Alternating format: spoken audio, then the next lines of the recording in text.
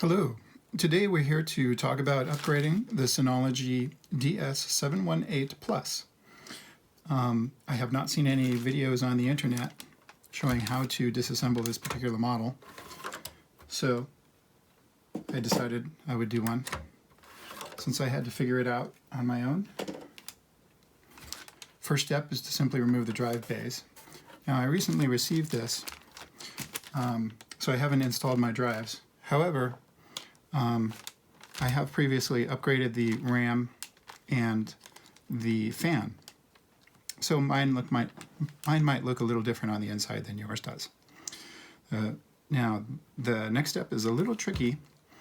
We have to remove this little Phillips head screw right there. It's actually pretty small, and if yours is like mine came from the factory with that screw installed very, very tightly. Make sure that you find a precision screwdriver set. This particular set came from Home Depot. Try a few of the different screwdrivers that you have. Make sure you get the right one, and then remove this screw. If you don't have the right screwdriver, you may strip that head, so be careful with that. Next step is to remove the screws at the bottom of the back panel.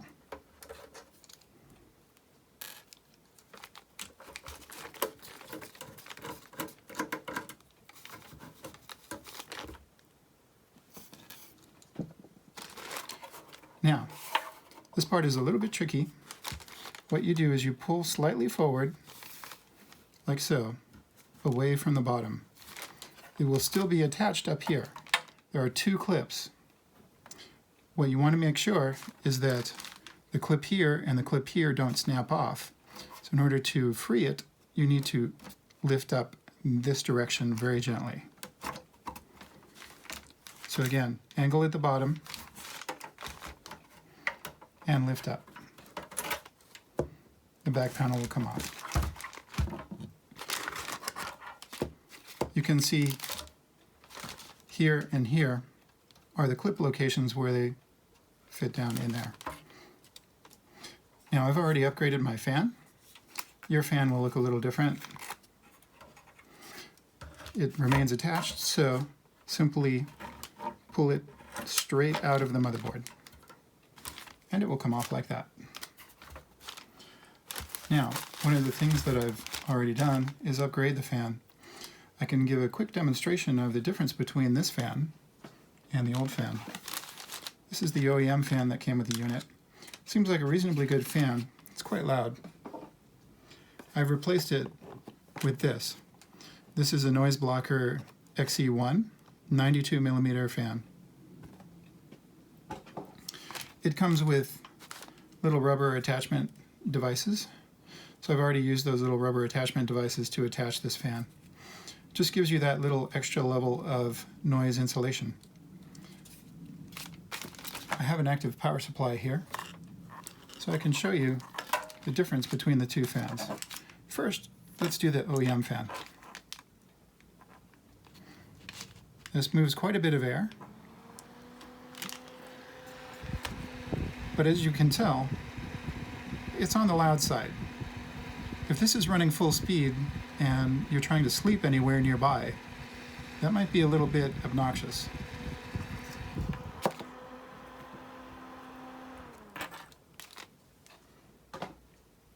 Put that aside. So let's try the NoiseBlocker fan.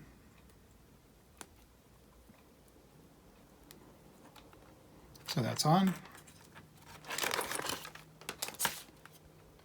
I can tell it's moving slightly less air. I would say probably about 2/3 as much air. However, as you can tell, it's radically more quiet.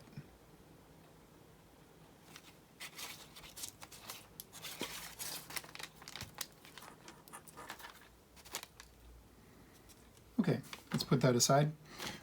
Let's disassemble the rest, and we can talk about upgrading the RAM. To remove the case, simply push the case this way, like that. About 1/4 of an inch or a few millimeters. Then simply pull it straight up and off and move it out of the way. As you can see, we already have access to much of the interior of the case. And if you want to, you can go ahead and upgrade the RAM like this. To make it a little bit easier, if you want to, you can simply take the front of the case off as well. And in order to do that, simply undo the screws on the bottom, similarly to what you did for the back of the case. Set the screws aside. Now, one difference is you actually have clips here and here that lift up. So very gently pry them up. Don't pry too hard, you don't want to snap them off. But if you pry them up just right, they'll unclip, then you can pull the whole front off. Now, you can see the inside of the case. You have pretty much free access to everything you need to be able to upgrade this thing. You'll notice that I've already upgraded my RAM. Originally, this came with 2 GB of RAM. This is the OEM RAM, and it was installed right about there. I went ahead and I installed some Kingston RAM, 2 8 GB SO DIMMs. To remove the RAM, simply undo the clips on each side by moving them out. Once you've done that, you'll see that the RAM actually pops up at an angle, and then simply remove. You can do the same thing on the other RAM if you want to upgrade the OEM RAM that came with it. These 2 SO DIMMs are matched. When you reinstall your RAM, make sure that the slot here matches up with the slot here. Then simply put it in an angle, push in fairly firmly to make sure that it's well seated, and then gently push down. You'll hear the 2 clips click into place. Simply do that for the other RAM, and your RAM upgrade is complete. Now, we've upgraded the RAM. We've upgraded the fan by simply removing the 4 screws here and putting a new fan on. One thing to remember with the fan, make sure that the fan is blowing the air out, the same way as the OEM fan did. So the frame of the fan, the rear frame, is actually where the air goes out. So notice that there's no frame on this part. The back part is where the air goes out. Let's reassemble the case, which is simply a matter of redoing the same steps in reverse order.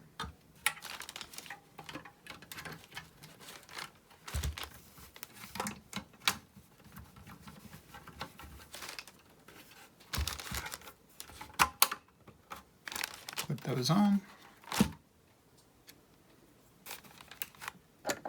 Put these screws in.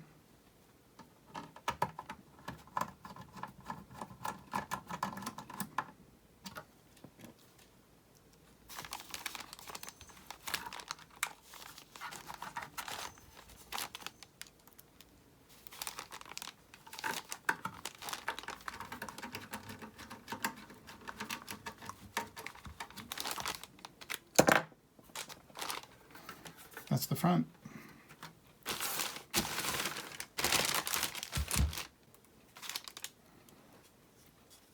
As part of the fan upgrade, I've used a twisty tie to secure the remainder of the cable, because the fan cable that comes with this NoiseBlocker fan is much longer than the OEM fan cable. So you don't want that rattling around on the inside, making noise. And here's a tip: during reassembly, it's actually much easier to attach the fan connector before you put the chassis cover on. Once you have it lined up, the 3 pins should slide into place pretty easily. Next, put your chassis cover back on.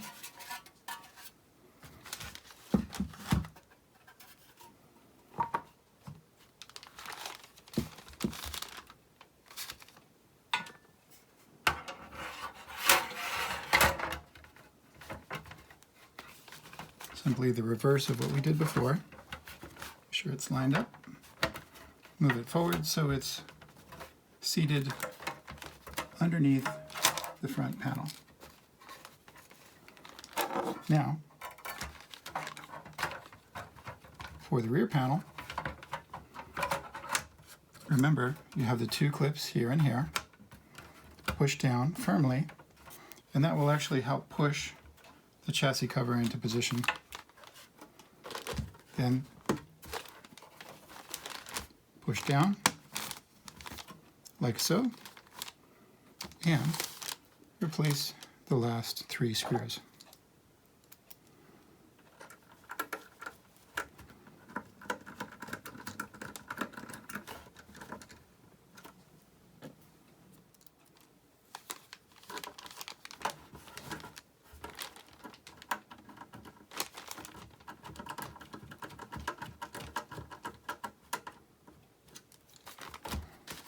And last but not least, the little screw that we started with.